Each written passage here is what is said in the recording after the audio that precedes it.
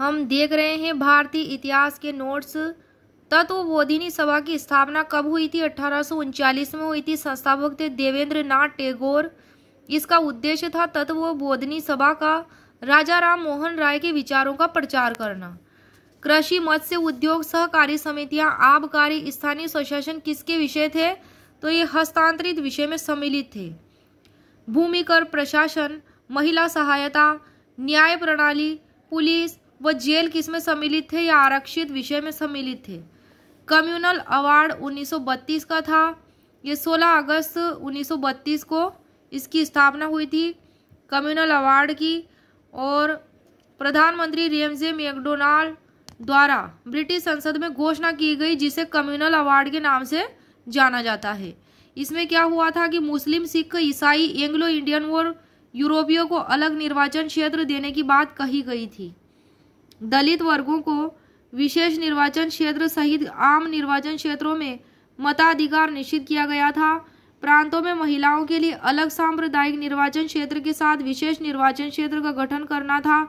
बंबई प्रांत के बाहुल्य सदस्यीय निर्वाचन क्षेत्रों में 7 सीटें मराठों के लिए आरक्षित करना था। गांधी जी द्वारा जेल से ही इसका विरोध किया गया था। किसका? कम्युनल अवार्ड का।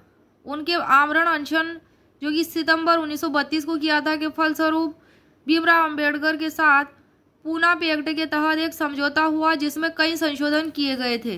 लाला लाजपत राय 1865 से 1928 तक ये स्वामी दयानंद सरस्वती से प्रभावित थे। लाला लाजपत राय डीएवी कॉलेज लाहौर की स्थापना से संबंधित थे ये, और वह निर्भीक पत्रकार भी थे। उन्होंने पंजाबी और वंदे मातरम समाचार पत्र आरंभ किए। एक अंग्रेजी पत्र द पीपुल आरंभ किया था। वह देश के लिए कई बार जेल भी गए थे। लाला लाजपत राय 1920 में कांग्रेस के कलकत्ता अधिवेशन के अध्यक्ष चुने गए थे। गांधी जी द्वारा 1922 में असहयोग आंदोलन वापस लेने के वे विरुद्ध थे। स्वराज दल बनाने में सीआर दास और मोतीलाल नेहरू का सहयोग दिया था। इन्होंने 1928 में साइमन कमीशन का विरोध करते हुए 17 नवंबर 1928 को लाला लाजपत राय शहीद हो गए।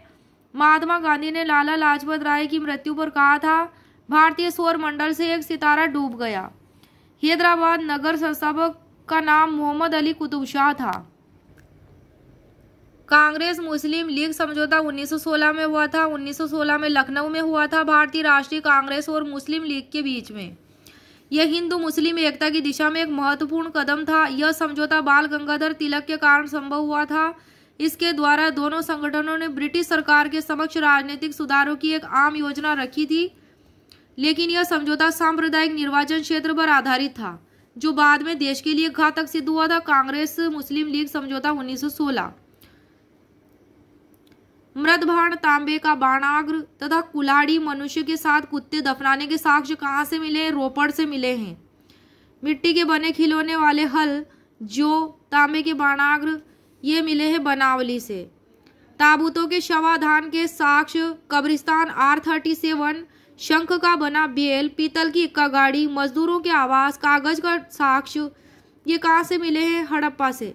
वक्राकार ईंटें, कंघा, लिपस्टिक जिसे रंजन शलाका कहते हैं, 4 पहियों वाली गाड़ी, ईंटों पर बिल्ली का पीछा करते हुए कुत्ते के निशान, अलंकृत हाथी ETC कहाँ से मिले हैं? चनहुदड़ों से मिले हैं।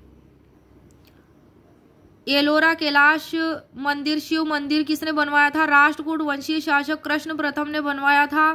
ध्रुव ये राष्ट्रकूट शासक था। धारा वर्ष के नाम से भी प्रसिद्ध था। ध्रुव कृष्ण प्रथम राष्ट्रकूट शासक था, ने शुभ तुंग और अकाल वर्ष की उपाधियां धारण की थी।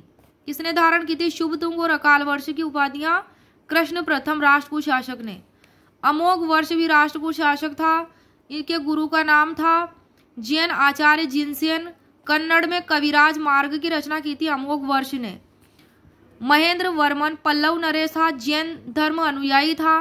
पल्लवों के काल में कांची विश्वविद्यालय ज्ञान और शिक्षा का प्रसिद्ध केंद्र था। कांची। पल्लव नरेश महेंद्र वर्मन ने मत्त विलास प्रहसन की रचना की थी। पल्लव वंश में शाही संरक्षण संस्कृत भाषा को प्राप्त था। किसको था? संस्कृत भाषा को। किराता अर्जुनियम के लेखक भारवी सिंह विष्णु के दरबार में रहते थे। किसके? सिंह विष्णु के दरबार में। प्रसिद्ध विद्वान दंडी पल्लव नरेश नरसिंह वर्मन द्वितीय के दरबार में रहते थे। वे दश कुमार चरितम के रचयिता थे।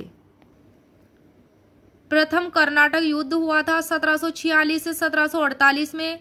अंग्रेजों और फ्रांसीसियों के मध्य में व्यापारिक कंपनियों के बीच हुए युद्ध को कर्नाटक युद्ध कहा जाता है। 1740 से ही प्रथम कर्नाटक युद्ध शुरू हो गया था। प्रथम कर्नाटक युद्ध के समय फ्रांसीसी गवर्नर डुप्ले था। कौन था? डुप्ले। 1744 ईस्वी में फ्रांसीसी सेना और कर्नाटक के नवाब अनवरुद्दीन के बीच, जिसे सेंट टोमे के युद्ध के नाम से जाना जाता है। प्रथम कर्नाटक युद्ध ऑस्ट्रिया के उत्तराधिकार युद्ध से प्रभावित था। किससे? ऑस्ट्रिया के उत्तराधिकार से प्रभावित, जो यूरोप, इंग्लैंड और फ्रांस के बीच चल रहा था। 1748 ईस्वी में एक्स-ला-शापल की संधि के द्वारा ऑस्ट्रिया का उत्तराधिकार युद्ध समाप्त हो गया था। इस संधि के साथ ही प्रथम कर्नाटक युद्ध भी समाप्त हो गया था। एक्स-ला-शापल की संधि के साथ प्रथम कर्नाटक युद्ध में फ्रांसीसी विजयी रहे। कौन रहे? फ्रांसीसी, अंग्रेजों से। किंतु वे अंग्रेजों के फोर्ट सेंट डेविड किले पर अधिकार नहीं कर सके और उन्हें संधि की शर्तों के अनुसार मद्रास को भी अंग्रेजों को वापस करना पड़ा। द्वितीय कर्नाटक युद्ध ये हुआ था 1749 को, जो चला था 1754 तक। हैदराबाद और कर्नाटक के सिंहासनों के उत्तराधिकार के लिए शुरू हुआ था। हैदराबाद और कर्नाटक। फ्रांसीसी गवर्नर डुप्ले और अंग्रेजी गवर्नर क्लाइव ने एक दूसरे के विरोधी गुटों को समर्थन देकर भड़काया था, जिसकी परिणति युद्ध में हुई। इस युद्ध में फ्रांसीसी गवर्नर डुप्ले हार गया तो उसे वापस फ्रांस बुला लिया गया था। फ्रांसीसी गवर्नर डुप्ले के शासन पर गोडेहू भारत का अगला फ्रांसीसी गवर्नर बना था। गोडेहू और ब्रिटिश कंपनी के बीच जनवरी 1744 ईस्वी में पांडिचेरी की संधि के साथ युद्ध को विराम मिला था। तृतीय कर्नाटक युद्ध हुआ था 1756 से 1763 तक। 1756 ईस्वी में शुरू हुए सप्तवर्षीय युद्ध का अंग था यह युद्ध। कौन सा? तृतीय कर्नाटक युद्ध। सप्तवर्षीय युद्ध के तहत फ्रांस ने ऑस्ट्रिया को, इंग्लैंड ने प्रशा को अपना समर्थन देना शुरू कर दिया था। फ्रांस ने तो दिया ऑस्ट्रिया को समर्थन और इंग्लैंड ने दिया था प्रशा को समर्थन। इसी कारण भारत में भी अंग्रेजों और फ्रांसीसियों की सेनाएं युद्धरत हो गई। 1760 ईस्वी में सर आयरकूट के नेतृत्व में अंग्रेजी सेना ने वाडिवांश की लड़ाई में फ्रांसीसियों को बुरी तरह से हराया था। कौन सी लड़ाई में? वाडिवांश की लड़ाई में। किसको हराया? फ्रांसीसियों को। 1761 में पांडिचेरी को अंग्रेजों ने फ्रांसीसियों से छीन लिया था। किसने? अंग्रेजों ने फ्रांसीसियों से छीन लिया था पांडिचेरी को। 1763 ईस्वी में पेरिस की संधि के साथ सप्तवर्षीय युद्ध की समाप्ति हुई। पेरिस की संधि के तहत भारत में भी अंग्रेजी व फ्रांसीसी सेना के मध्य संधि हो गई। अंग्रेजों ने चंद्रनगर के क्षेत्र पर अपना अधिकार जारी रखा और अन्य प्रदेशों को फ्रांसीसियों को लौटा दिया, जो भारत की आजादी तक फ्रांसीसियों के अधिकार क्षेत्र में बने रहे। मुगल काल में शिकदार कौन था? तो यह परगने का प्रमुख अधिकारी होता था। परगने को महाल भी कहा जाता था तथा परगने में शांति व्यवस्था बनाए रखना और अपराधियों को दंडित करना शिकदार का प्रमुख कार्य था। मुगल काल में कारकुन कौन होता था? तो वर्तमान में जो क्लर्क का काम होता है उसी के समान इसका काम होता था कारकुन का।